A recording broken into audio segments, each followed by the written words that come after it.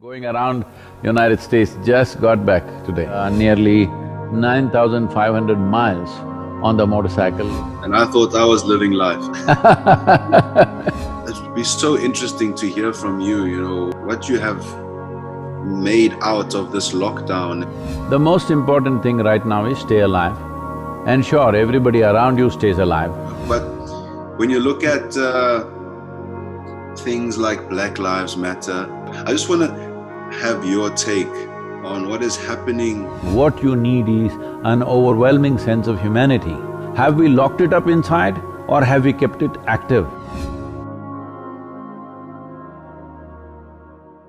Namaskaram, KG. What, knocking off all the wickets, man? What are you doing, huh? I'm Spare the trying. Chennai Super Kings, huh? That's what you said. They've Doing been great, winning. man. Congratulations for being the highest wicket taker. Congratulations, great job. Nice shades. I've been on a journey for last 36 days on a motorcycle. Just got here about 3 hours ago. I heard. I've been crisscrossing, going around United States, just got back today. And how was it? Oh, it's been fantastic. We captured a lot of video, we're doing some work with the Native Americans and stuff, but it's been spectacular. Actually, Casey told me about that. What exactly is that though? Just if you don't mind giving me you don't have to talk too long about it. This was titled as Exploring Spiritual America. So we connected with all the Native American nations. Actually, most people would not know that there are over 500 Native American nations of the past. Yes. Well, they have all become reservations today, but still they exist, they maintain a certain status, and they have their own spiritual process, their culture. Each one of them has their own separate language. Like in Africa, each tribe has its own thing. I don't know to what extent it is preserved in Africa today, but these people are striving to preserve it. So my effort was one thing, to bring the spiritual dimension of their life back into thing, because one very, very relevant factor in their spirituality is, these are people who did not live on the land, they lived as the land. They are the land, like that they lived. For them, ecology is not a textbook, it lives in their hearts. So I thought bringing that forth for today's generation and tomorrow's generation, it's very important. Apart from that, for most people in the world, Native American person means they know Native American people only from the Wild West movies, where they're always screaming on the horses and shooting at somebody. So that is not what they are. They were evolved societies, they had cities of their own. There were cities where there were up to 40,000 population at one time. I'm saying that is the level of organization and civilization that had happened. There was proper education, there was even higher education for men and women in some of the tribes. Each one of them has a different language. It's an elaborate process. The entire continent is full of such people, and they've lived here for over 40,000 years. The recorded aspect, the archaeological thing says, up to 40,000 years, definitely they were here. They could have been here even before that.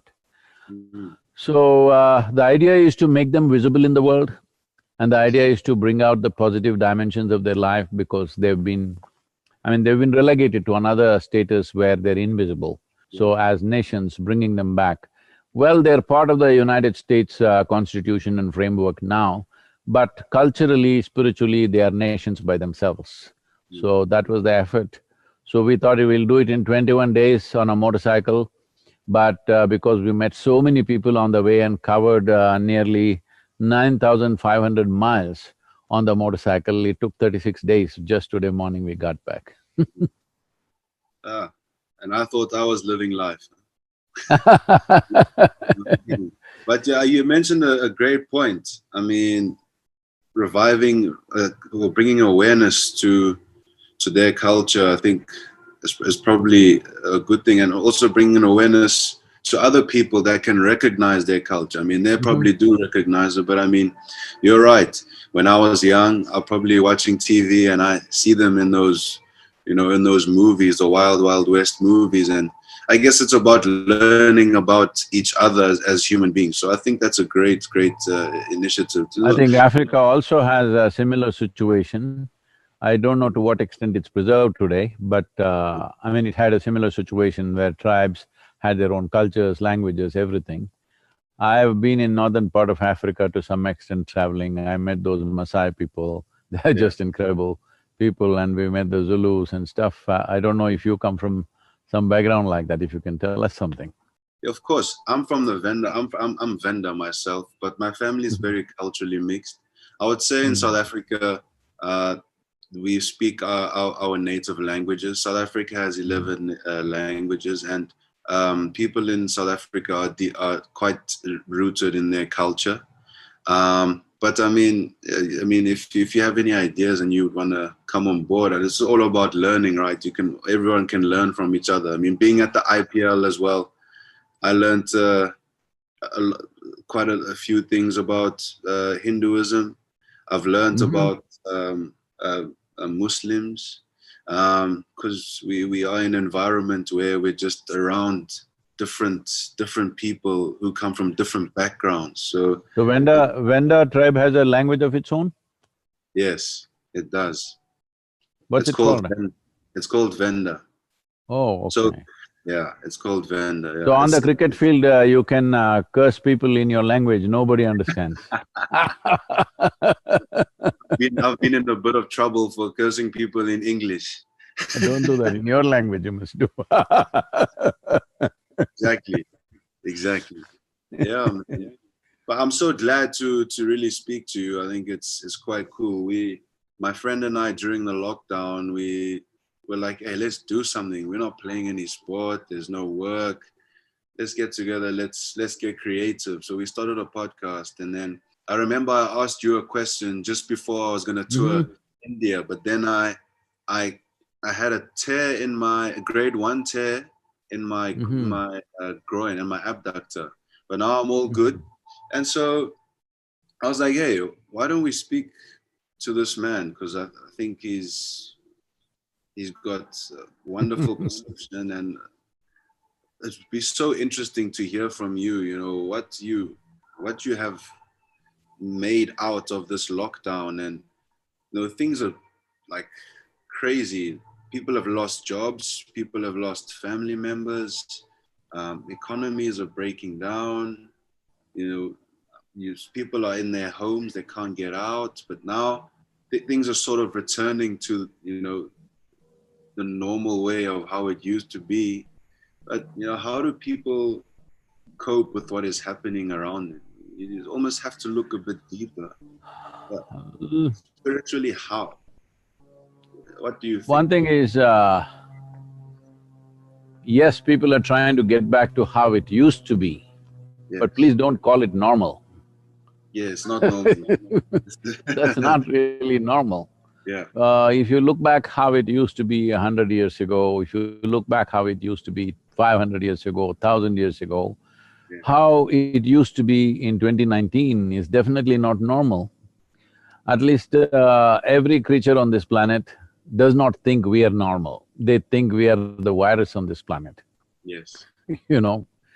I'm saying if any other creature, any other species Yeah. had done what human beings have done to this planet, I'm sure we would have found a chemical bomb, a nuclear bomb, all kinds of stuff. Maybe we would have poisoned them, something, and we would have made sure the entire species obliterated, right?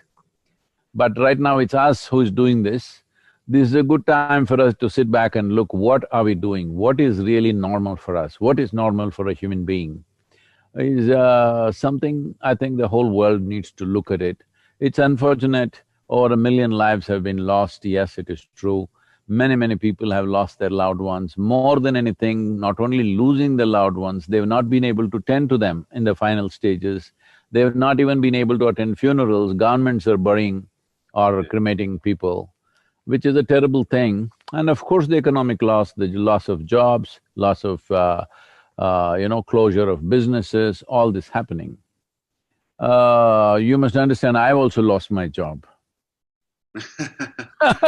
completely What is your because in the last, whatever we had planned for these 2 years, 2020 and 2021, I'm telling you, because our programs were all planned 18, 20 months ahead, everything is just wiped out.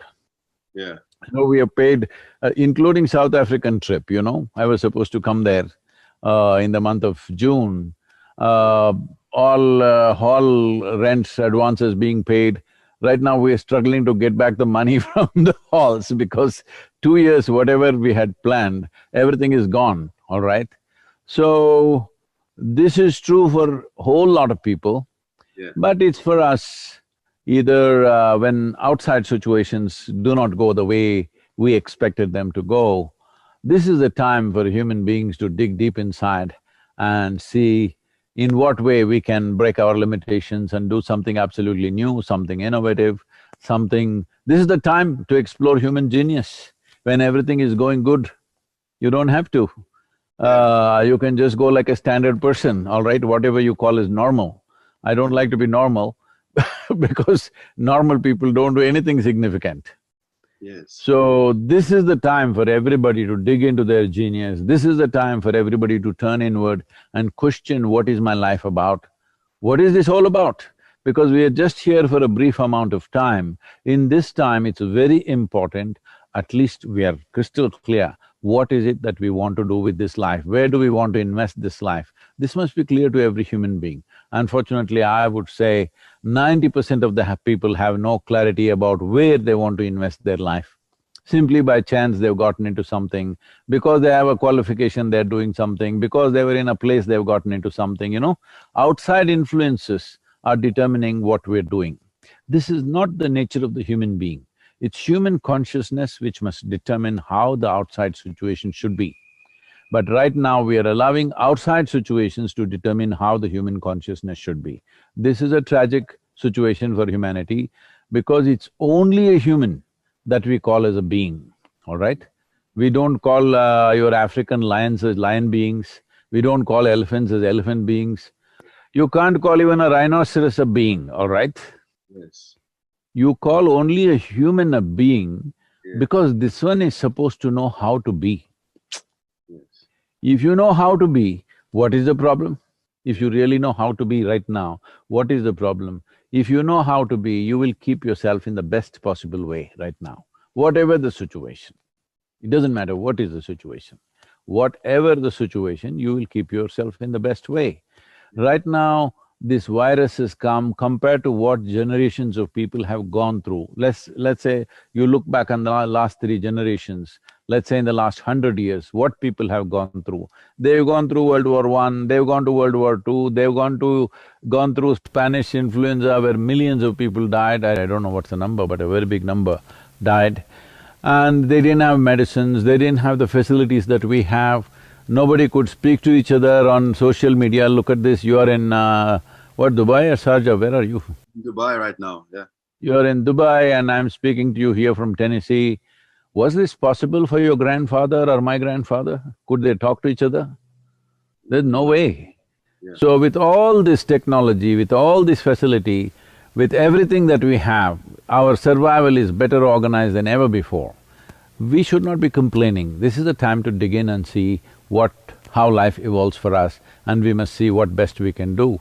My only concern is people should not starve in this time. For that, we've been making efforts around our areas, we've been feeding people, 16 to 18,000 people continuously we've been cooking and feeding.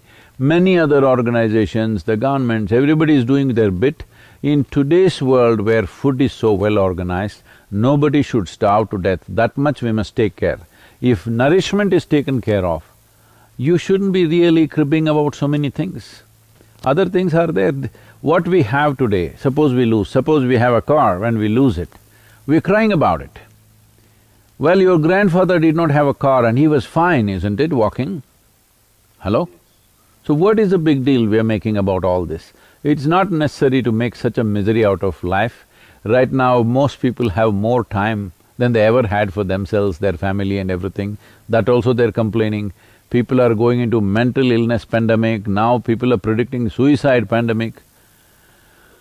Well, if the virus doesn't get you, you'll get yourself, is it? What is the logic behind that? The most important thing right now is stay alive. Ensure everybody around you stays alive. See, right now in the India Yoga Center, we have nearly 4,000 people. not a single infection. Here we have a little over 100 people, not a single infection. We traveled, 16 of us, 17 of us, we traveled across America where there's heavy infected areas, but not a single infection. So this is all it takes, a little responsible, conscious action. That's all it takes from the human being, because that is what is expected of a human being, that he is supposed to know how to be. If you know how to be, this virus is not a challenge. Yes. I think that's very interesting, you know. What I took from that is digging into your genius. And when you are thrown with adversity, you know, how you respond to it. It's very similar to sport, because you do go through a lot of ups and a lot of downs. But when you are down, as a sportsman particularly, that's when you actually learn the most about your game. And when it's going well, as you've stated, that's when you don't really need to do anything different. So that's something that people can really take on board. That's really lovely. I like that phrase, dig into your genius. That's really phenomenal. And also counting your blessings, and not complaining about things that are kind of trivial. Having food, a basic need like food, is the most important thing and the best thing. I must tell you this, in southern India, even today, if you go into the rural India, maybe it is true in Africa also. Yeah. In southern India, when somebody wants to greet you, in the villages I'm saying, they will ask you, "Uta aita, saptingla." What it means is, have you eaten? Oh, right. Because in their mind, if you've eaten, there Yeah. can be no other problem. Yeah. What other problem do you have? Have you eaten? That's the greeting. Nobody will ask you, "How are you?" Nobody will say, "Good morning." The morning is already good. The only problem is you, isn't it? If you've eaten, you shouldn't have any problems. That's what I'm saying. If you're nourished, beyond that, rest is all extra. As a generation of people, we have more things than any generation ever had. We have more conveniences, we have more comforts, we have more technologies, we have more access to everything. Like never before in the history of humanity, never anybody had these things, isn't it? But we are complaining like never before. I mean, Global now, the complaints are not local anymore. Everything is global because they're on the Facebook. and Twitter and Instagram. Yeah, yeah. Instagram. Speaking about global stuff, and so social media especially, I actually came across you on social media. I think a lot of people would have. When I was about 20, 21, I was searching on YouTube, looking at spiritual videos, and obviously you came up. That's how I got to know you, and I would watch videos here and there. So it's actually quite cool that I'm chatting to you now. But when you look at things like Black Lives Matter, and in South Africa, there's also campaigns like Farmers' Lives Matter, and other people say all lives matter. As a sportsman, you know, I get asked that question a lot of times, and it doesn't have to. For me, it's not about cricket. It's not about politics. Not about business. All lives matter. As you've stated, it's about human beings, right? But I just want to have your take on what is happening on that front in humanity around the world when it comes to lives mattering. Yesterday evening, I was in Memphis. I was at the Martin Luther King Memorial, Dr. Martin Luther King Memorial, where in that hotel, Lorraine, where he was shot. Yeah. So, when you go into this museum, it's not… it's new to us, we know this. It's heart-rending just seeing those images. Not just about his death, but what he was fighting for, what was happening in the country. It tears you apart. It may be half a century ago or a century ago, but when you look at it, just the images are… and the statistics are unbelievable. 12.5 million African people were captured and brought as slaves. So when you look at these images, it's heart-rending. But if you invest in the wounds of the past, you will also become wounded. When you're wounded, when you're in pain, when you're in anger, when you're resentment, you cannot think straight, you will get poisoned. And with this poison, nobody else dies but you. Resentment, anger, hatred are poisons that you drink, but you expect somebody else to die. Life doesn't work like that. It kills you in so many ways. So the thing is, whether we want to invest in our dead fathers, it's not that we don't respect them, it's not that we did not value them, it's not that we have no regard for them, but still we cannot invest in the dead. We have to invest in the living and the next generation and the unborn child, we must invest in him and her. That's what is important. So bitterness is not going to help us. But at the same time, you cannot forget what's happened. There is no way to forget that. Everybody should remember, from both ends, everybody concerned must remember what we have done to other people as human beings. And for those it's happened also, they must remember not to grow in resentment and anger, but to ensure that such things don't happen to anybody else. Because I want you to understand, the people who did the most horrible things on this planet, when they were doing it, they thought they're doing the right thing. Yes. They thought they were doing the right thing. That is the worst part of humanity, that you can twist your intelligence whichever way you want, and you can do the most horrendous things to another human being and think you're doing the right thing. So this is the problem with belief systems, with philosophies, with ideologies, because they will twist your mind to believe this is the right thing that you're doing. Because many religions in the world clearly say that it is perfectly okay to take a slave. Oh, really? Yes, yes, the scriptures in the world say this. Not one, many. Okay. So, people have always been quoting that. This is all right, this is what is said in our book, this is what we do. But if you allowed your humanity to overflow, you knew that it's not good. If you just… what you are doing to the other person, if you are giving him 100 lashes, if you just took one lash on your back, you would know this is not the thing to do, isn't it? If you put your child there and gave 10 lashes, you would know this is not the thing to do.